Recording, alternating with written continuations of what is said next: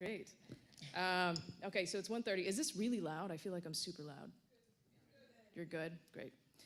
Okay, so hi everyone. Welcome to a conversation with the authors Lydia Conklin, author of Rainbow Stories, Zane McNeill, editor of Y'all Means All, The Emerging Voices Queering Appalachia, and Casey Parks, author of Diary of a Misfit, a memoir and a mystery.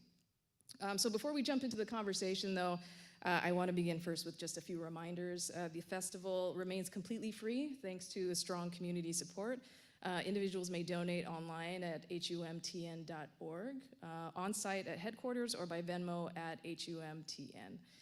Authors' books are also available for sale at Parnassus Book Sales area at the center of War Memorial Plaza, and each author will be signing immediately following this session. So if you haven't had a chance to get any of their books, you can go ahead and grab them at the festival and then get your book signed by the authors right after this. So just for the agenda today, we have about 45 to 50 minutes, and then I'm going to introduce each of the authors. We're going to start on some Q&A, and then we'll throw it up to y'all for the last 10 minutes of our time together.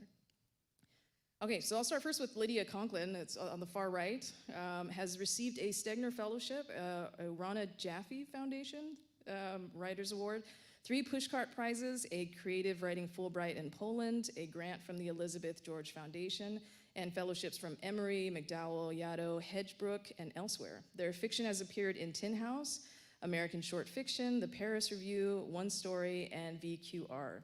They are an assistant professor of fiction at Vanderbilt University, and their story collection, Rainbow was published by Catapult. Zane McNeill is a non-binary activist from Morgantown, West Virginia. He is dedicated to challenging normative narratives and raising historically marginalized voices through archival work and legal advocacy. He has a BA in history and an MA in political science and has worked primarily in the field of animal advocacy. Zane is passionate about increasing diversity, equity, inclusion, and justice in the nonprofit sector, challenging and dismantling carceral and neoliberal logics in animal law, and increasing workplace democracy and labor protections in the animal advocacy field. They're the editor of Y'all Means All, The Emerging Voices Queering Appalachia. Now, Casey Parks is a Washington Post reporter who covers gender and family issues. She spent a decade at the Oregonian, where she wrote about race and LGBTQ+ issues and was a finalist for the Livingston Award. Her articles have appeared in the New York Times Magazine, The New Yorker, Oxford American, ESPN, USA Today, and The Nation. Parks was most recently awarded the 2021 J. Anthony Lucas Work in Progress Award for her work on Diary of a Misfit. So thank you all for coming today. Thank you. Thanks for having us. Clearly none of you sleep. We can see ourselves back there, which I find a little disconcerting, yeah. But I like how we're all wearing glasses, though. Yes, yep. So I have a few questions to start. I think I'm going to start with the conception of these books for each of you. I think I want to start with Lydia. Your Rainbow Stories takes us through a series of really moving stories centering queer life across such a vast emotional landscape. It's really good, y'all. It was a page turner from front to back. Could you give us some background on the inspiration behind these stories, or even just how you thought through piecing them together for this collection? Ooh, yeah, that's such a good question. So the oldest story in the book I started writing probably about 10 or 12 years before it was published, so it went along for a long journey. And when I graduated from my MFA about a decade ago, I thought like, oh, I have enough stories for a whole book, and yay. But then I realized that there wasn't enough expansiveness within the collection that I had at that time. Like, it was all kind of doing the same thing, and so a decade had to pass of me both living my life, because a lot of the stories are based on personal experiences, but also so much happened in terms of politics around queerness and transness in that decade, COVID challenging queer relationship structures, or Trump being elected, anti-trans legislation, all that kind of stuff pressed on my characters in different ways, and so I was able to create a book that had sort of a more breadth of experience and queerness and politics. Yeah, and I saw COVID make an appearance pretty soon in the book too, so that was interesting to see already. That's great. Zane, Y'all Means All Emerging Voices Queering Appalachia, is a series of essays exploring Appalachians defining themselves on their own terms, and then it's also at the intersections of queerness, among other intersecting identities. So could you tell us the impetus behind this collection? Yeah, so I'm originally from Morgantown, West Virginia, and grew up as a queer kid, you know, in the mountains, not really having the vocabulary of queerness or transness. So growing up, there's all this perception of Appalachia as it's automatically going to be a very traumatizing place to grow up queer, but it's actually much more complicated than that. And so I didn't actually even understand being trans was an option or had the vocabulary to really explore that until I was already in my 20s, and there was this Instagram page that became very popular called Queer Appalachia that was started by Jean Mamone, and they did this zine called Electric Dirt, and a lot of us, and this would have been around like 2017, 2018, really found community and a trans and queer vocabulary that represented Appalachia, not just metronormative queerness, for the first time in our lives. And a lot of us were beginning to explore our own identities and also doing a lot of work in activism and writing and academia. And so we were able to create a community out of a zine that I did called Marks in the Mountains and build out from there. And so we wanted to kind of challenge these narratives that you can't be queer in Appalachia, that it's automatically a place devoid of queerness, that it's automatically traumatizing. Really challenge these stereotypes we saw arise out of J.D. Vance's Hillbilly Elegy and the 2016 Trump election, but then also hold space that it is complicated, right? That there is a lot of strife in these spaces, that everyone's story is so different, that there's not one narrative of being queer in Appalachia, and we were able to kind of create this quilt that explored some ideas of what that means both politically and as a region and personally for us as well. I love how you articulated that too. I think between the both of your books as well, just the queerness not being a monolith, like you really captured a lot of different experiences across. I love the quilt metaphor. Yeah. And then Casey, your memoir, Diary of a Misfit, it sort of chronicles your story of coming out alongside your pursuit of uncovering the life and mystery of, you know, we didn't have the language back then for it, but a trans man named Roy Ellis, who dies in obscurity in Delhi, Louisiana. And your reasoning for pursuing Roy's story is incredibly complex, and it evolves throughout the book. And even your methods for documenting this shifts throughout. So could you tell us, just from your perspective now, your reasons for pursuing this project, and both the memoir and then the mystery of Roy? Oh gosh. Like Lydia, mine took forever. I started it in 2002.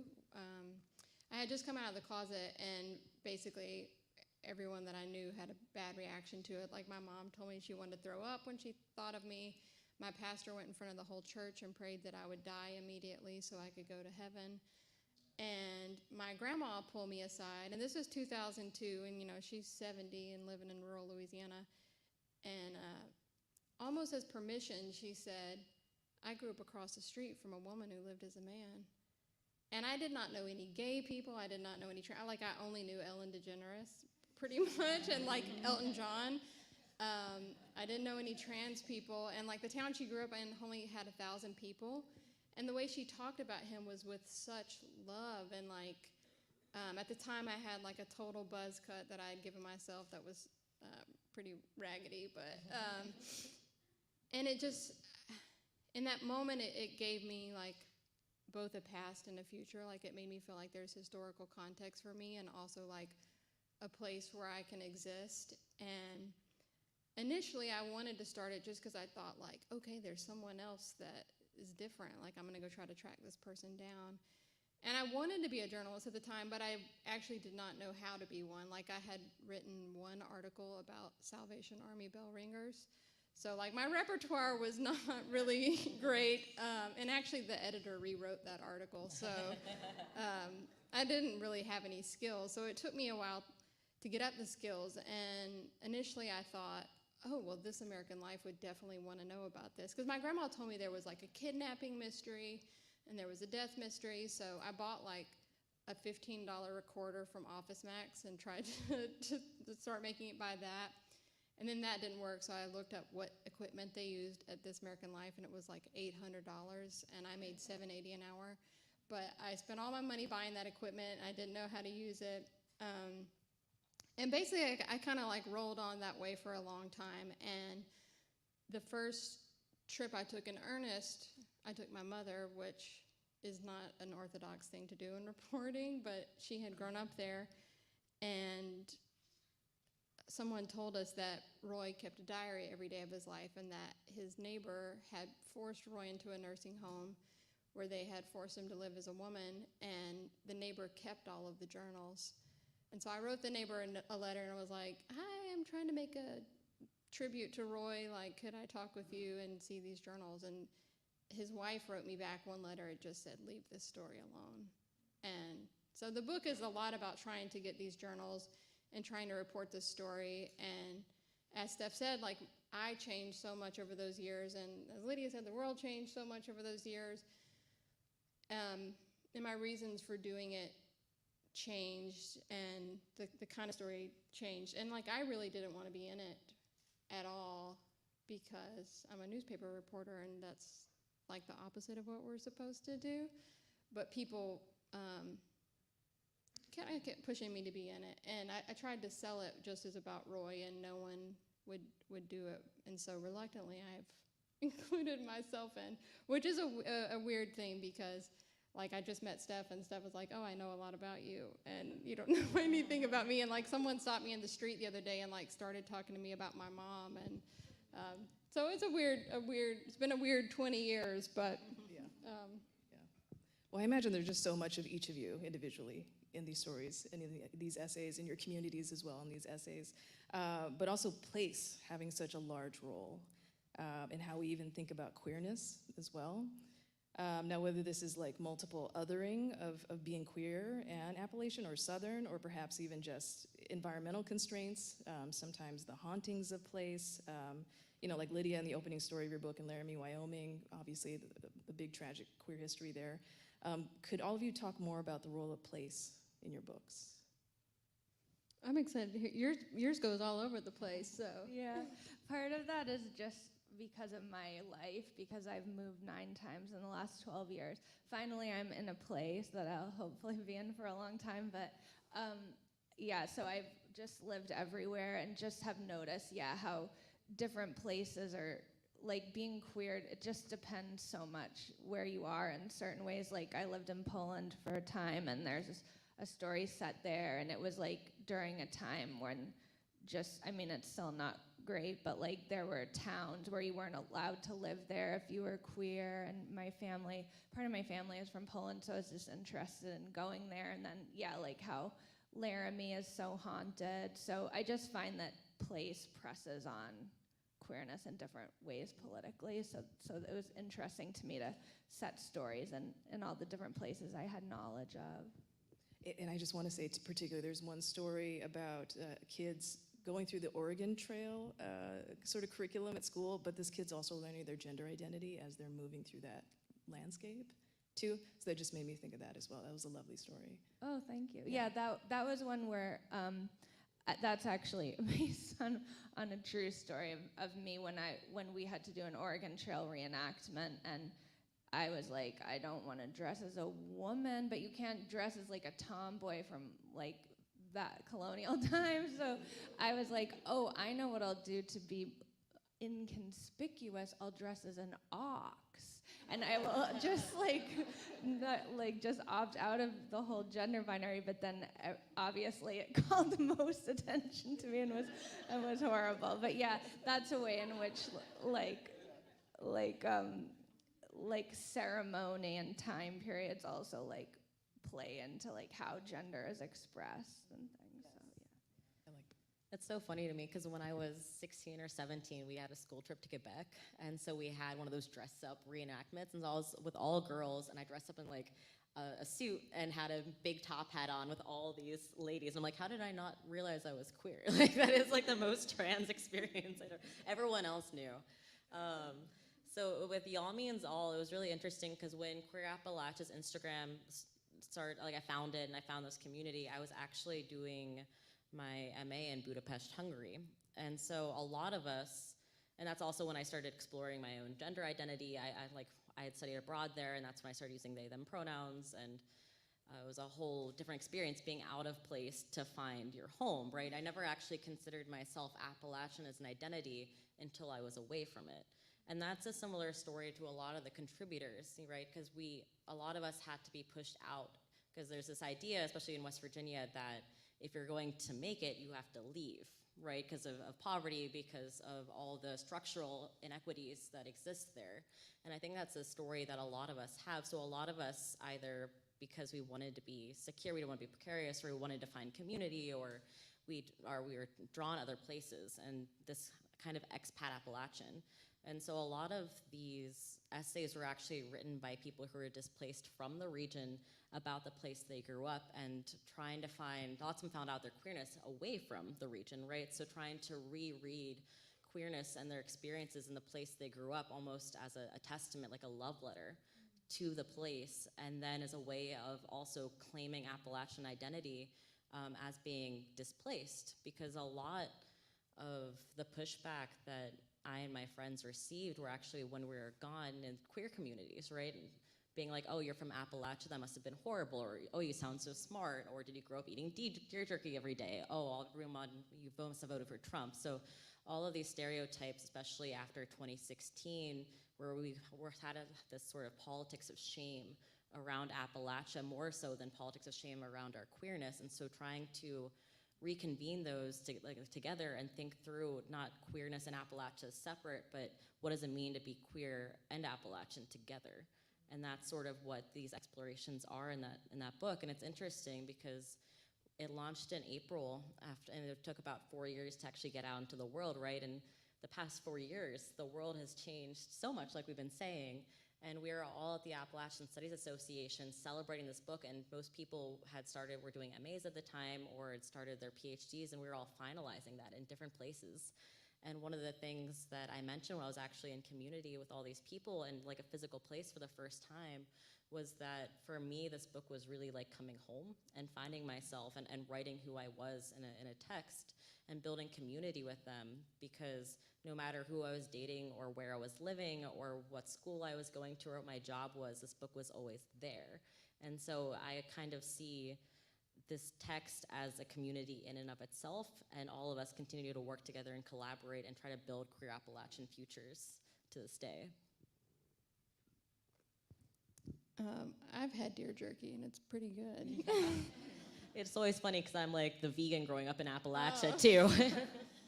My book is also about that displacement. I mean, I think this happens to a lot of gay and queer people, but it happens to other people too, where you have to leave where you're from for some reason, and you think you'll be happier in the other place that you go, but there's something that always haunts you that you can't quite reckon with.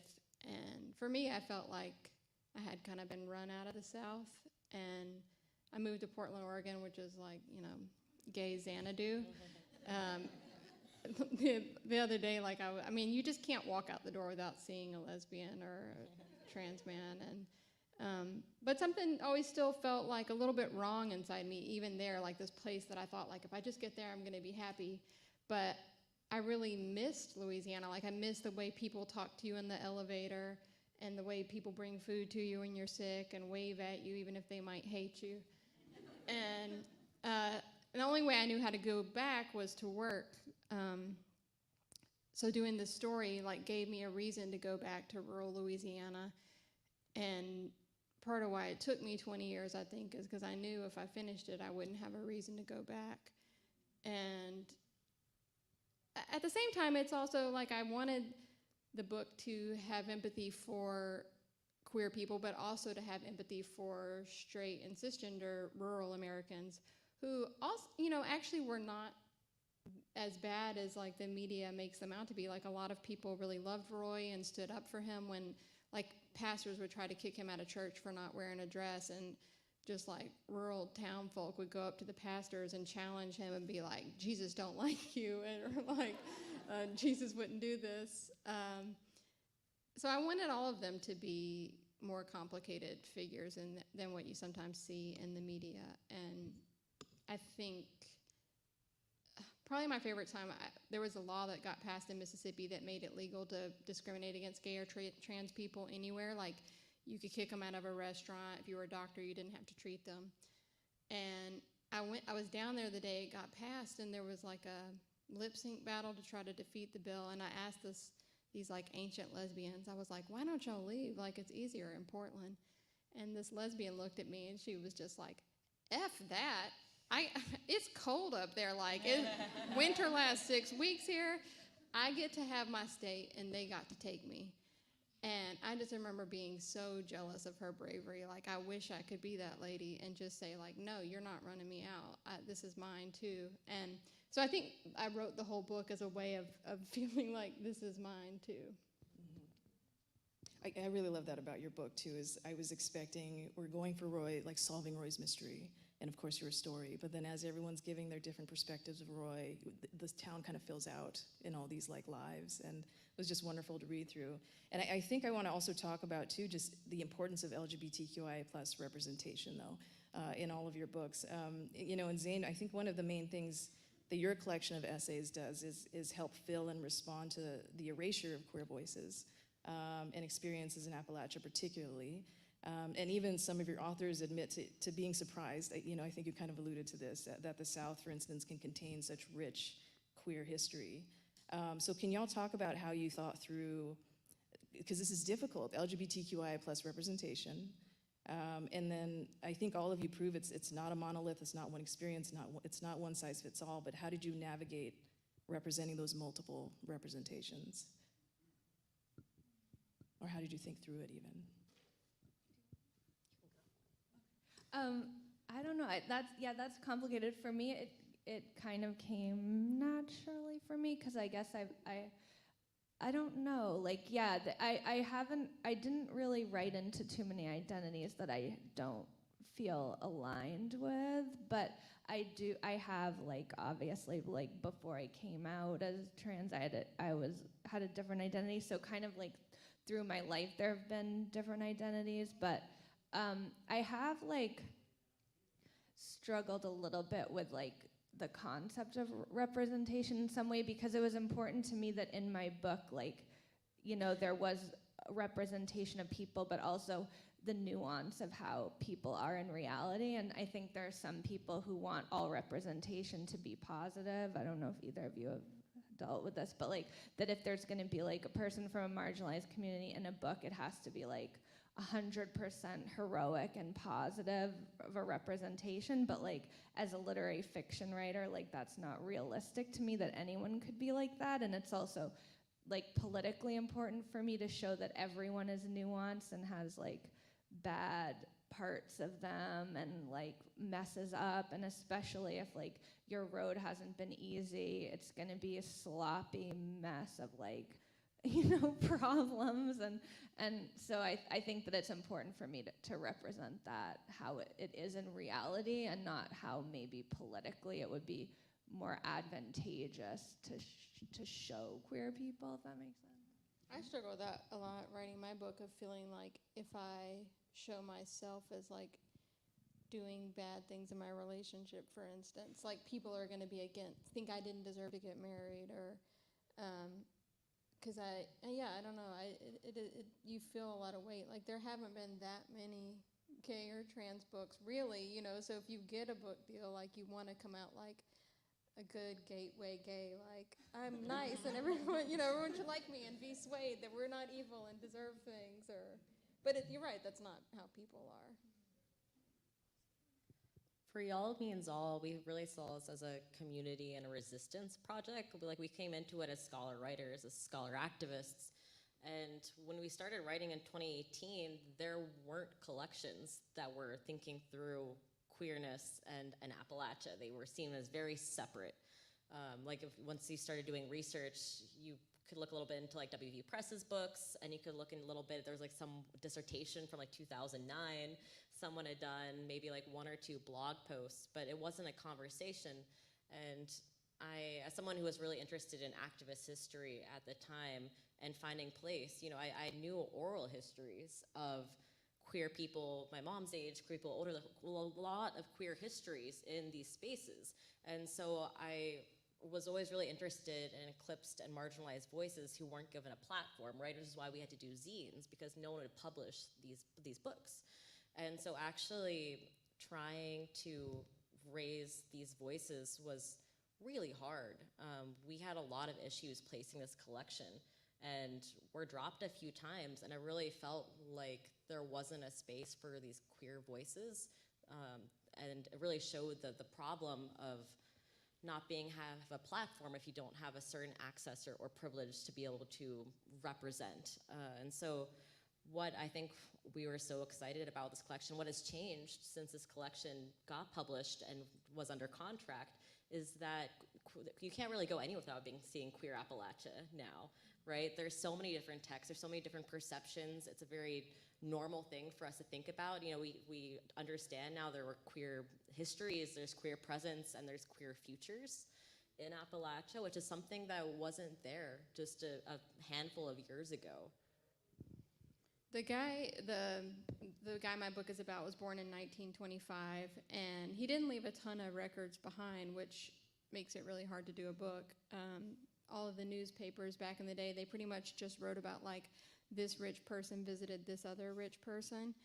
And so my day job, I work at the Washington Post and I cover gender, and a lot of times you see extremely conservative people framing transgender as like a political movement that's running rampant through junior highs, where girls are tricking each other into taking shots of testosterone or something.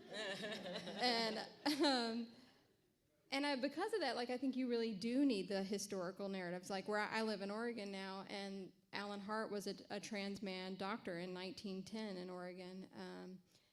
Billy Tipton up in Spokane, Washington. But a lot of times those narratives have just been totally erased, and so people think, oh, this is a newfangled thing that's just like baggy jeans or something, you know. So it's really important to have those histories out, but it's really hard to unearth them if people have already died and they left no records behind and they had to live quiet lives out of survival. One of the I just did a story recently about Texas CPS going after families with trans kids, and there was someone commented like, "Oh, I grew up across the street from a trans man in the 1930s, and like he just lived his life." And like people have always been there, but it just hasn't been publicized, I guess. And so I do think it's really important to, again, show people like there is a historical context for you, and you can make it through. I think telling these stories builds power, right? When you have representation and where you're able to take and claim space, it shows like a political shift, right? And so even being able to have queer people, trans people in this space, right, is a form of resistance, is a form of solidarity, and it's always very difficult and very wonderful to be able to have this kind of visibility and have this space carved out for us as well, and take it, right? Yes, definitely. So I think before we go into the audience Q&A, I do want to end on what would you like readers to take away from your books, and then also what's next on the horizon for your work. I always like when people say, when they read my book and they say they never read a short story collection before.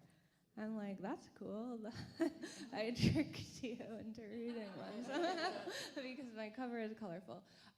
So that's nice. And then what's next is I'm working on a novel now, so hopefully that will be done soon. I feel like queer stories have the best covers, right? Like I'm looking right there, and there are a lot of rainbows happening. I forgot my book, so you can't see the cover unless you come buy it, which I strongly urge you to do. There's going to be a signing. For me, what was so cool about Yami and Zal is that the contributors to that collection have done other projects together. And so I think I mentioned to someone earlier that there's a queer photojournalist from West Virginia, Julie Ray Power, who actually is working with the University of Kentucky Press right now on documenting queer life in Appalachia through photos.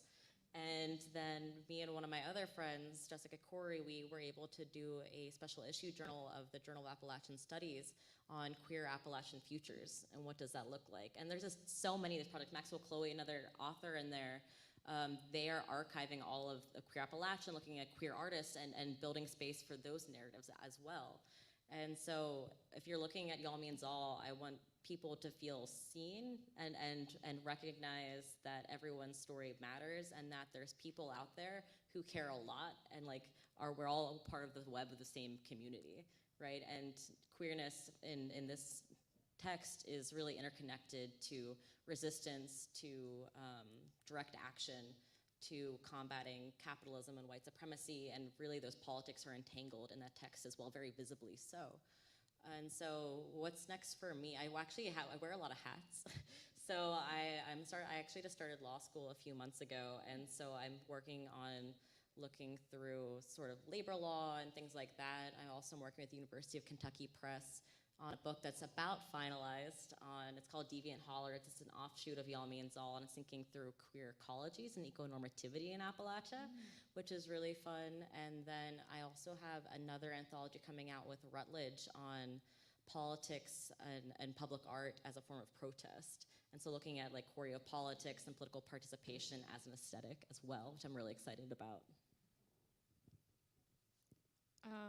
I don't tend to think that prescriptively, I guess, about what people should take away. I guess just empathy. I'm a big believer in empathy for all communities, and maybe that comes from being a journalist where you interact with all kind of different people, but I guess I don't know. I'm still kind of in it. My book just came out a couple weeks ago, and it's really personal, so I'm kind of just like drowning in a lake, not sure which way is up, but which means I don't know what's next. I'm just stick to my day job for a while. It took me 20 years to do this, so I think I need a little while to percolate. Can we plug the documentary, though? Like you were filming. Oh, well, maybe there will be a... so I was trying to make a documentary initially, and it didn't work out. And it turns out I'm better at writing than video. But part of it's because we wanted to try to see if we could get these journals. But since my book came out, we have heard from some film-type people and TV-type people. So maybe someone will make a TV show of it, or maybe someone will. Somebody just told me the other day that they thought Rosie O'Donnell should play someone in this, Rosie O'Donnell was a huge part of my young life. I did not know she was gay then, but for some reason was extremely drawn to her, so. That's always how it happens. I have all these, I use a tape TV all the time. I have like 20 tapes, and it's almost exclusively Rosie O'Donnell, Tracy Chapman, and Celine Dion. So if y'all are out there, feel free to.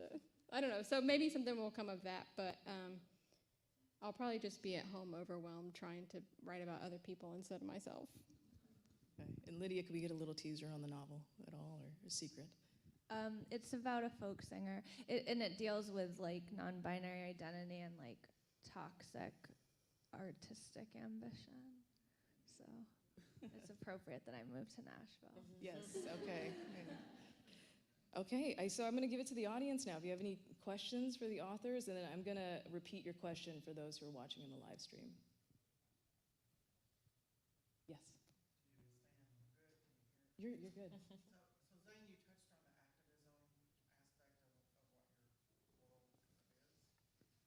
activism aspect of what your world is. I would like to know more about how you see the future of activism. I'm studying 80s activism around AIDS. So I'm very versed in those kind of things. But the way your generation seems to be coming about things is pulling on the history, but turning it so that the future understands how it impacts them. So I'm just trying to understand how you see that going through books, television, and other media, or other ways of doing it. Wait, so the question is, how do you see the future of activism, to Zane? Yeah, thank you so much for that question. That's driven a lot of my work. And so I have studied a lot of social movements.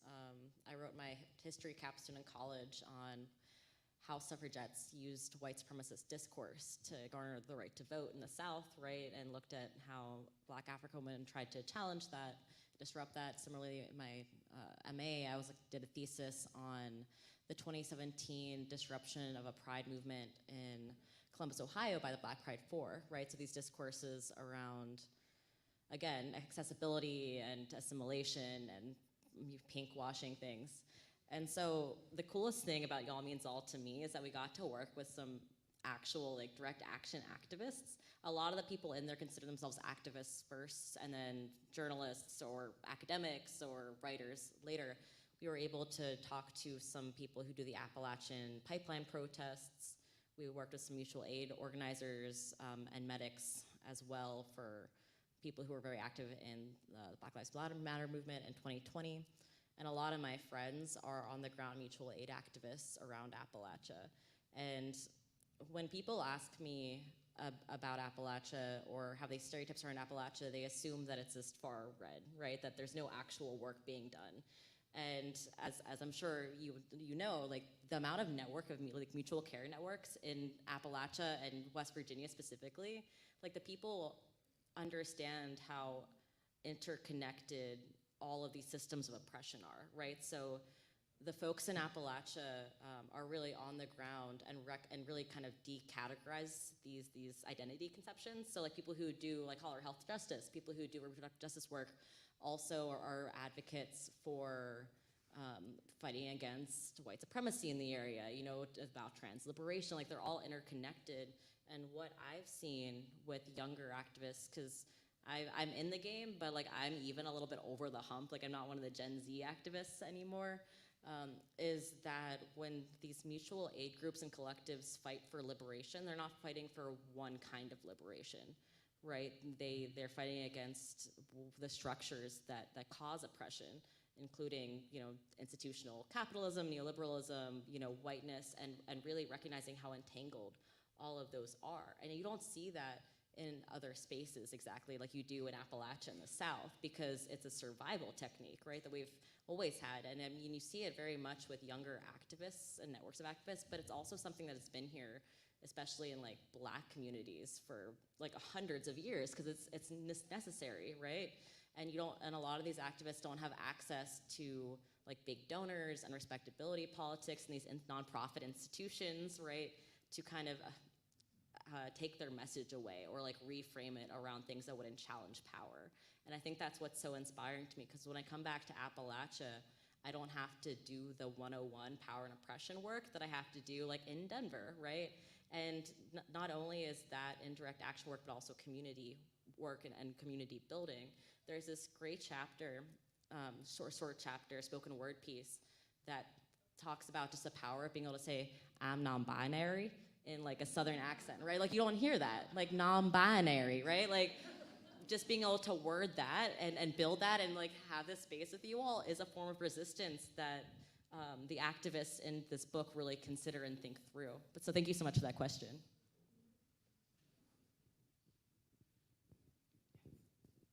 she's declaring that she wants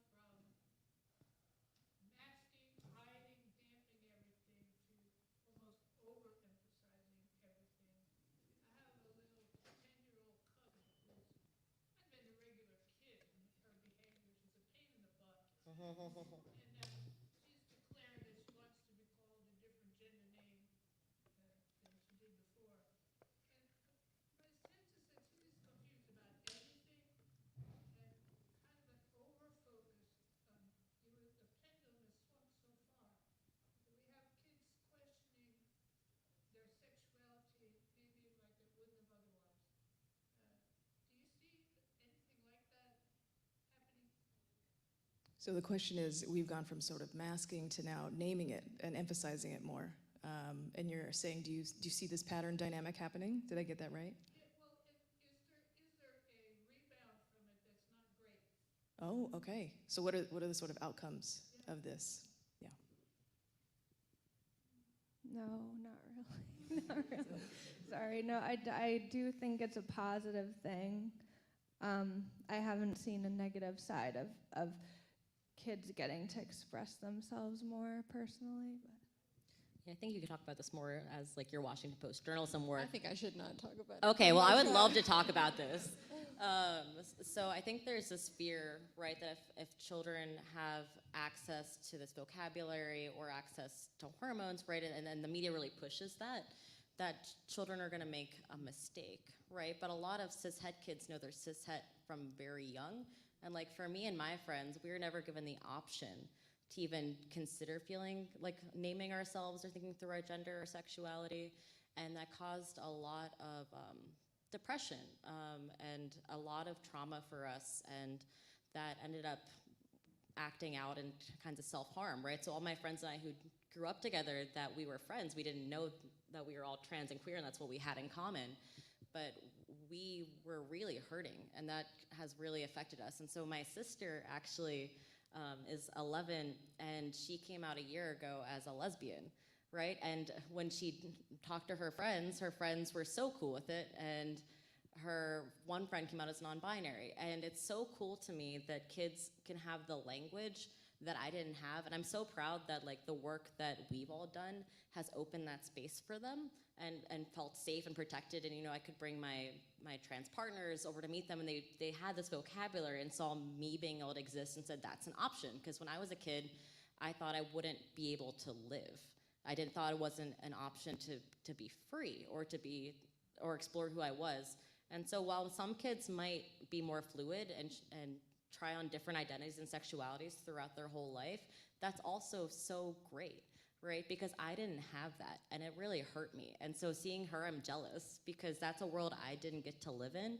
And even while there's a lot of pushback through legislation that is, criminalizing and harming trans and queer youth, they also are able to have this vocabulary and security and community that I never got to have. And so for me, it's so beautiful. And I am so proud to have been part of building that for them. I think the more permanent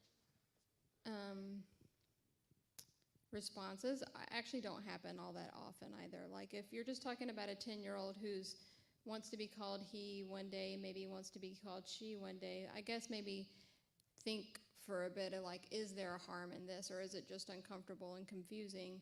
Because actually, like, I get that some parents are worried they'll make the wrong move if they let their kid have medical interventions, but honestly, like a lot of doctors won't even do them, and like Vanderbilt just stopped, for instance, performing any surgeries, and in the letter that they wrote, they said they'd only done 5 over the last year, and it was all on people who were over 16, and there were no genital surgeries or anything. So actually doctors exercise a lot more caution than maybe a lot of kids would really want or even need, but I think sometimes there is misinformation out there about how much it's happening, and I think maybe the kid's a pain in the butt. I don't know them. I certainly was a pain in the butt when I was 10. But, if you can just, maybe they're a pain in the butt because they have like deeper hurt and they just like want someone to see them and love them. I think that, well, still I'm 39, and that's a lot of why I act a pain in the butt. And sometimes is I feel like everyone's going to abandon me and no one's going to love me unless I like make a big splash, So maybe that's what they're doing, or maybe it's something deeper, and like sometimes just being like, I'm here and you're okay, and like I'm here for whatever waves we're riding can be really helpful and might make people less of a pain in the butt too. Yes.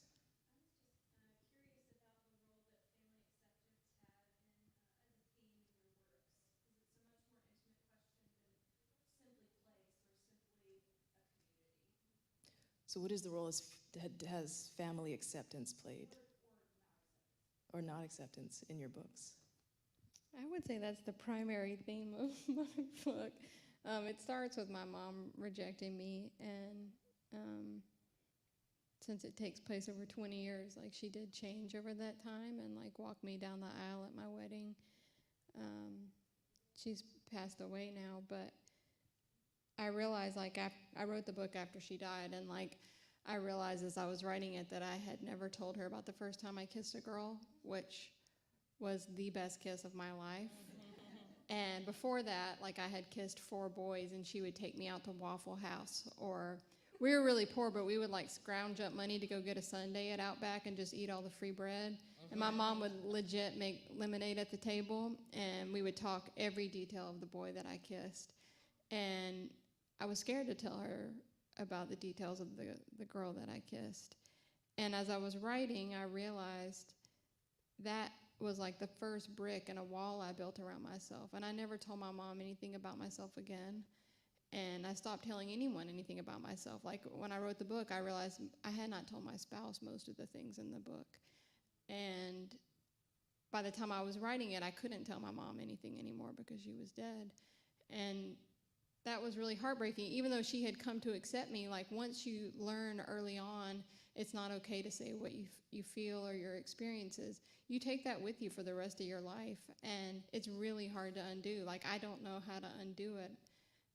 I'm trying, but that's why I say, like, maybe, you know, if you just teach a 10-year-old now, like, you might be raising a better adult later down the line if you just know, like, it's okay to be you. And even if, you know, like, some of my aunts have MAGA in their Twitter bio, and they're very conservative, but, like, they'll ask me, like, what's up in your dating life? Or, like, 'cause I'm divorced now, but,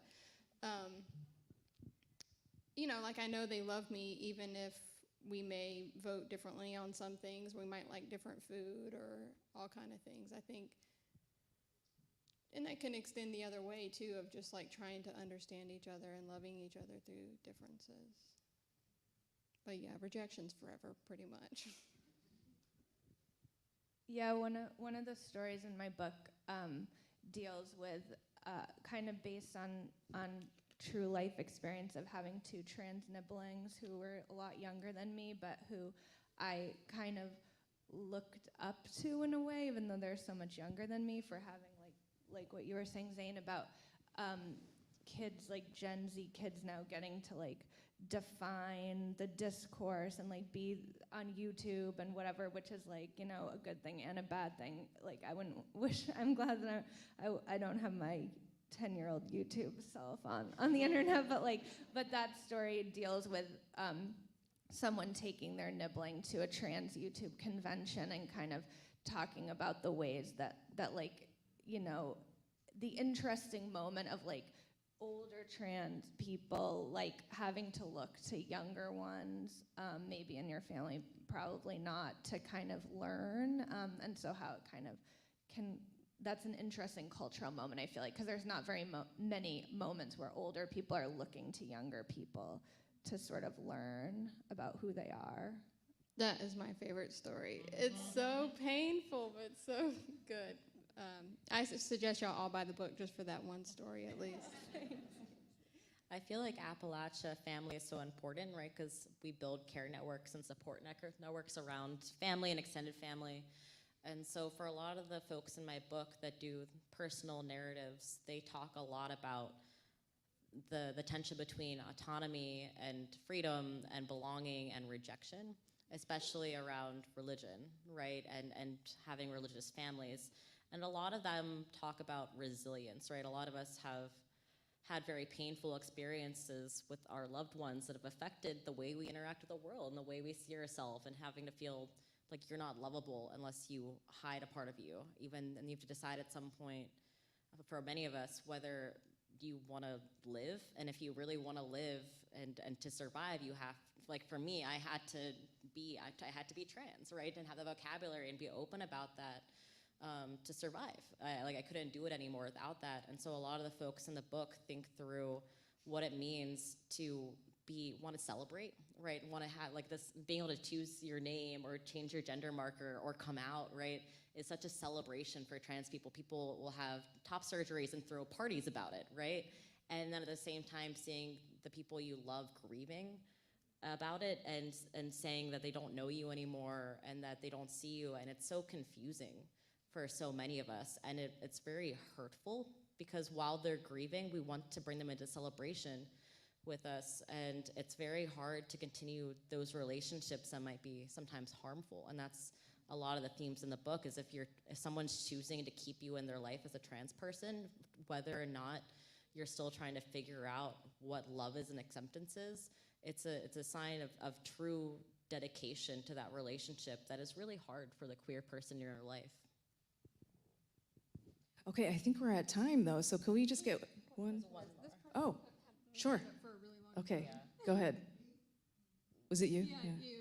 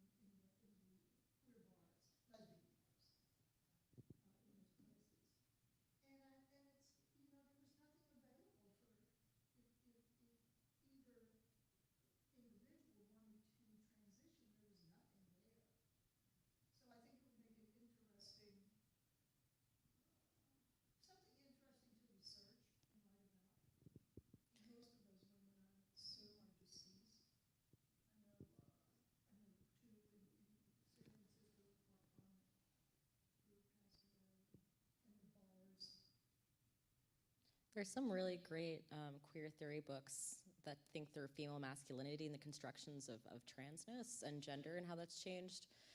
J. Jack Halberstram does a lot of work, Judith Butler, David Valentine, and so they kind of explore these topics and how gender and masculinity and femininity have sort of shifted and how these categories have shifted. There's also a great book by one of my favorite scholars, C. Riley Snorton, that really looks at the shifting of gender through a Black trans perspective. That's really good. But there's a lot of work on like this the butch masculinity and how that interacts with contemporary ideas of gender.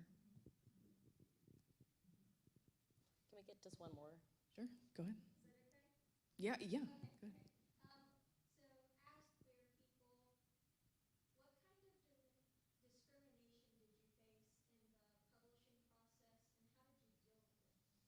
So the question is, what kind of discrimination did you face during the publishing process, and how did you deal with it? Yeah, that's a good one. I don't think on purpose, but a very prominent Appalachian scholar, Elizabeth Catt, was supposed to co-edit this with me, and we were under contract with the BVU Press. And out of nowhere, she just dissolved the contract without communicating anything to me. And so all of a sudden, it very much felt like erasure and silencing, and I mentioned this to her, and she just blocked me on everything. And that was really difficult because her work was really inspiring to me, and you know, she actually did oral history and her PhD in Tennessee, and I really looked up to her. She was quoted in a few pieces on queer liberation, and even though I don't think she identified as queer at that time. And I was able to figure it out, but that was difficult to navigate that process with this history of the book and not feel like part of it had to do with platform and transness and access and who gets privilege and power and who doesn't.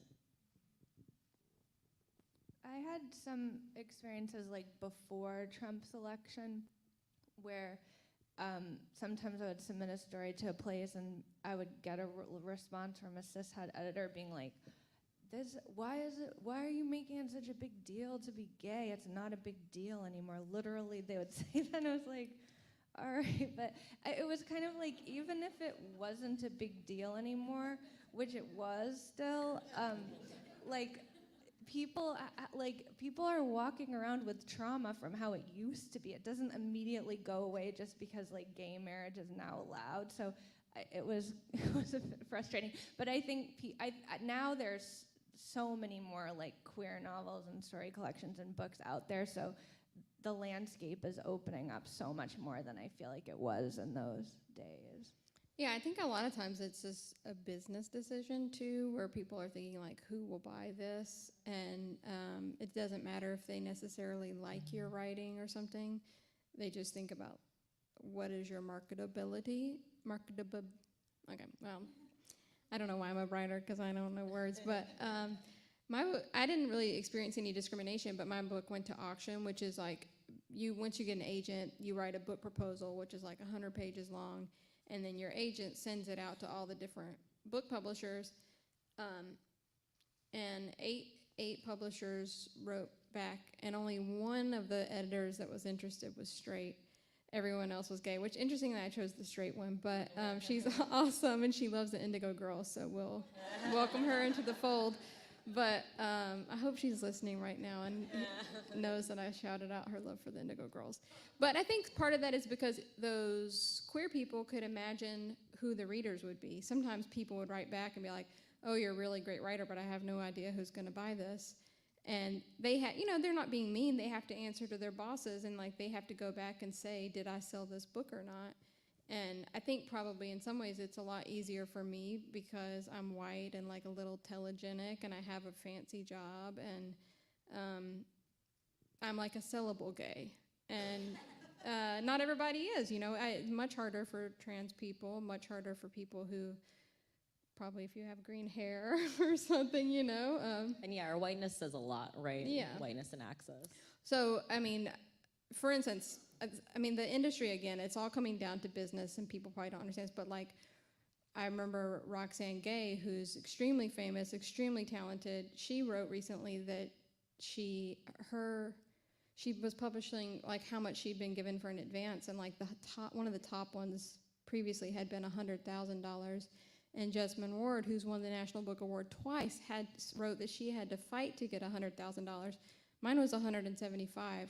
I'm not nearly as talented as either of them, or as like famous, but I think it just comes down to stuff that you don't know about, I think. So I don't know really what to say about that, except it seems unjust to me. But we have different publishing houses, so maybe it's not apples to apples, but I do think there is a ticket you get. Okay, no more questions. Yeah. All right, I want to thank them again. Can we give a round of applause? Thank you.